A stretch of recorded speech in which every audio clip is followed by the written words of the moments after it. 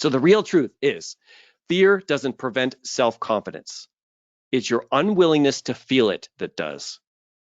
And remember, the feeling of fear is just something in our body.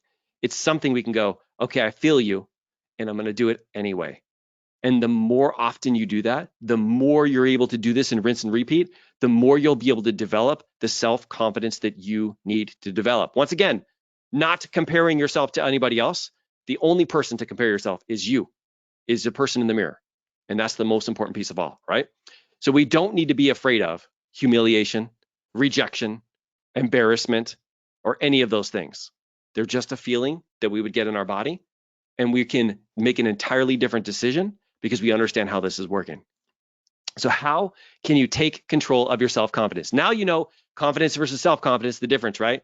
Now we have a little bit of details about like what our brain is actually doing to keep us safe, right? And automate things. Now we can have this realization of like, so that's why you're doing this. Okay, let me think of a different way and a different action that I can get myself to take. Now, what most people will think is they think, oh, well, I have to take a different action.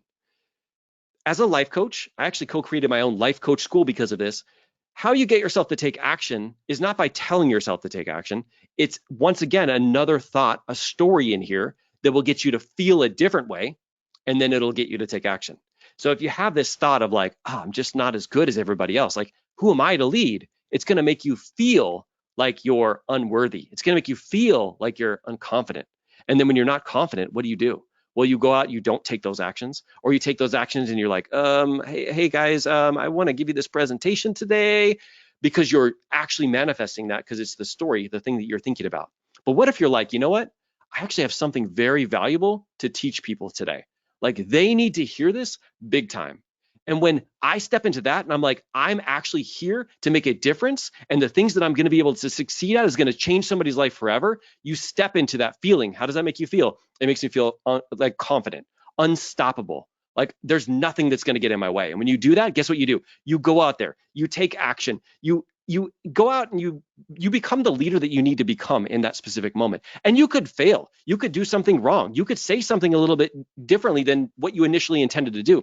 But just the ability of going out there and doing it is what you needed to do to actually learn from that experience, right?